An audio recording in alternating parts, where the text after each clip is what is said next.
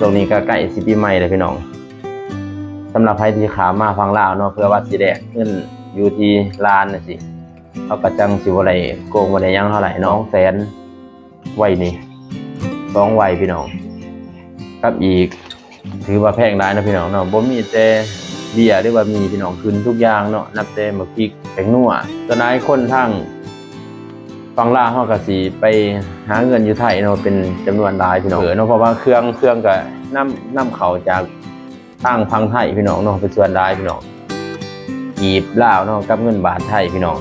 ว่า1,000 บาทของไทยเนาะว่าสิได้จักแสนจักล้านของลาวพี่น้องเท่าแรกมาก็ได้ประมาณ600,000 ปลาย603,000พี่น้องเท่าแรกมา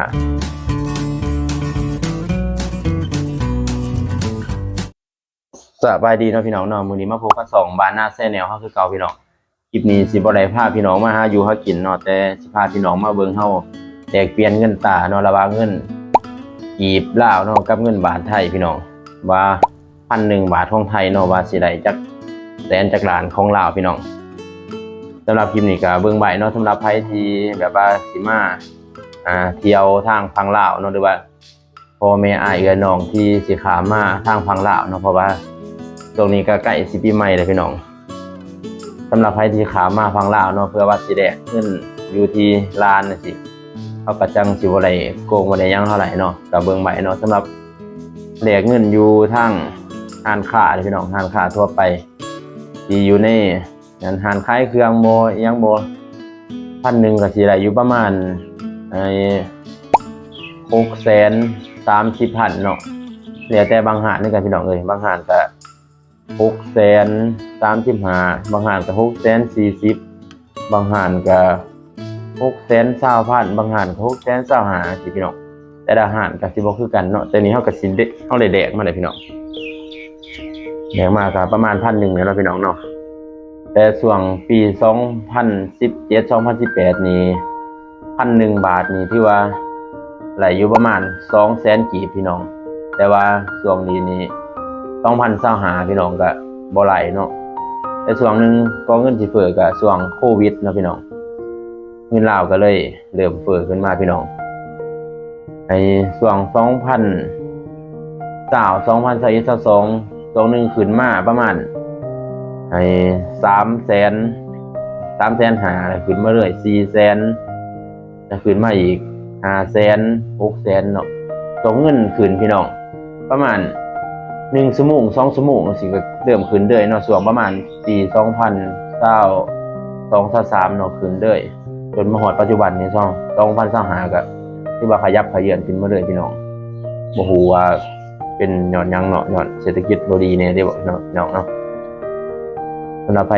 ที่เข้ามาก็สามารถเบิ่งได้ช่วงปี2017-2018เนาะเงินก็คือว่าบ่เพ้อพี่น้องมาห่อนึงเนาะก็ตึกอยู่ประมาณ2,000 กีบพี่น้องแต่ว่าตอนนี้นี่1ห่อเนาะหรือว่า1ซองก็สิได้อยู่ประมาณ 5,000 กีบพี่น้องที่ว่าโอ้ขาดกัน2เท่าพี่น้องเอ้ยที่ว่าขาดกันหลายเนาะสำหรับเงินทางบ้านเฮาที่ว่าเฟ้อสุดๆเนาะที่ว่าเฮาสิซื้อเบียร์ลังนึงนี่แต่ก่อนนี่ได้อยู่ประมาณบางห้างเนาะบางห้างก็ส่ง2017-2018บางห้างก็สิ90,000 95,000 100,000 110,000แต่ตอนนี้บ่ไหลพี่น้องเดี๋ยวนี้ได้รับ200,000ไว้นี่2ไว้พี่น้องกับอีกไว้นี่เนาะไว้50,000ไว้1ไว้102,000ไว้ก็ไว้50,000ไว้1จังได๋เบียร์ดังนึงแต่ก่อนไว้นี่ไว้1ได้เบียร์ดังนึงพี่น้องที่ว่าขึ้นทบครึ่งพี่น้องเอ้ยมันมาทบครึ่งแล้วขึ้น2เท่าเลยเศรษฐกิจบ้านเฮาก็บ่ค่อยดีแน่พี่น้องก็เลยเงินก็เลยเฟ้อเนาะเอาก็สิให้พี่น้องได้ฮู้เกี่ยวกับเงินทางบ้านเฮาเนาะพี่น้องเนาะแต่ตอนนี้ก็เป็นวันที่2เนาะพี่น้องเนาะเดือนที่4ปี2025พี่น้องตรงนี้ก็ที่ว่าใกล้สงกรานต์เนาะสำหรับใครที่แบบสิข้ามมาท่านสมมุติว่าถ้าคนทางพังไทยเนาะสิข้ามมาลินทางบ้านเฮาก็แดกอยู่ลานเนาะก็เบิ่งใหม่พี่น้องเนาะเรทเงินควรสิแดกเนาะบางเทื่อก็สิอาจถือเขาโกงเงินโกงหยังเท่าไหร่เนาะสำหรับพ่อแม่พี่น้องที่สิข้ามมาบุญปีใหม่เนาะทางลาวเฮาก็ เบิ่งใหม่พี่น้องเนาะว่าเหรียญเงินทางบ้านเฮาไหนเท่าไรเนาะเพราะว่าบางมื้อพี่น้องบางมื้อก็ขึ้นคือช่วงนึงช่วงประมาณ2024เนาะขึ้นฮอด700,000พี่น้องเงิน700,000ปลาย750,000ก็มีพี่น้องแต่ตอนนี้ก็หยุดลงมาอยู่ในช่วงประมาณ600,000ปลายขึ้นไปเรื่อยๆพี่น้องเที่ยวก็ขึ้นเที่ยวก็ลงแล้วแต่บางมื้อแต่ช่วงนี้ก็คิดว่าน่าสิเดิมคงที่เลยพี่น้องเพราะว่า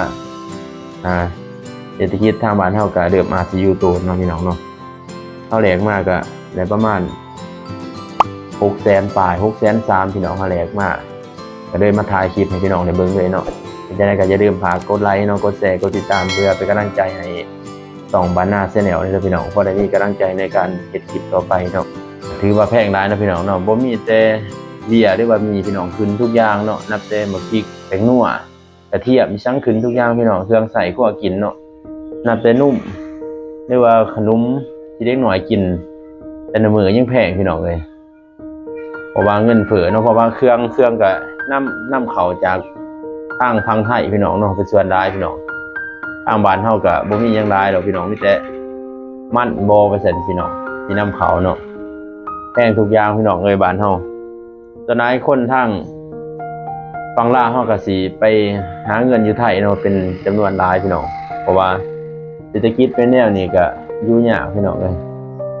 บ่ค่อยได้อยู่บ้านพี่น้องแต่ละบ้านคือบ้านเขาเองเนาะแต่ละหลังคาเรือนนี่ต้องมี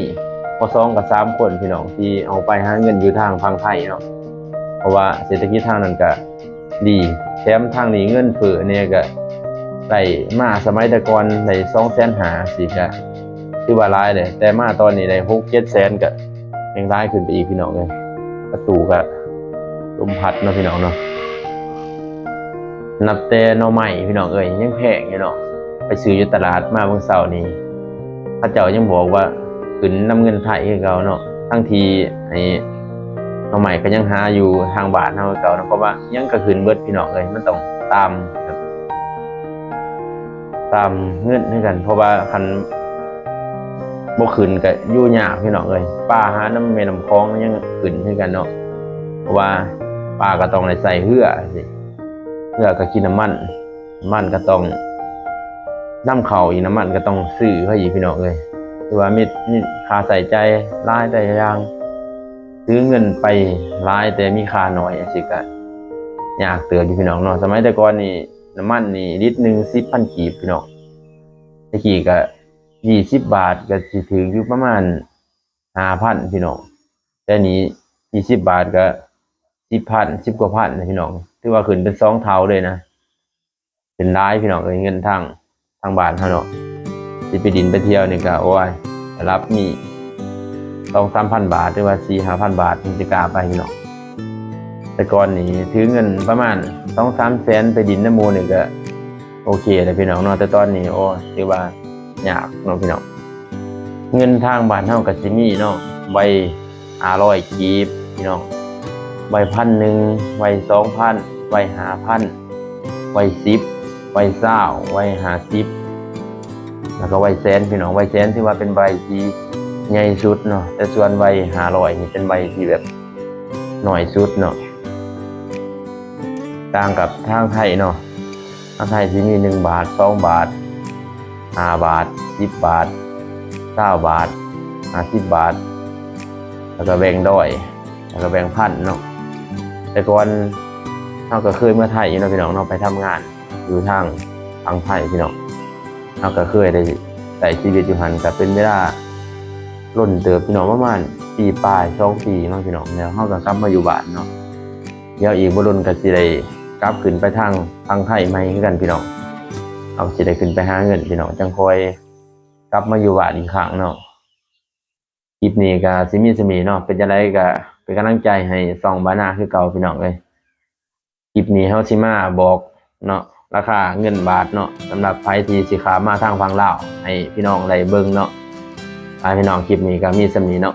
มารอลุ้นรอชมนำกันเนาะว่าคลิปหน้าเฮาสิพาพี่น้องไปเฮ็ดหยังอยู่ไสเป็นจังไดเนาะสิพาพี่น้องไปหาอยู่หากินแต่นี่เฮาก็บ่ได้มาอวดมาโซ่ดอกพี่น้องเพียงแต่เฮาจะให้พี่น้องได้ฮู้ เกี่ยวกับเงินทางบ้านเฮาว่าเป็นจังไรเนาะ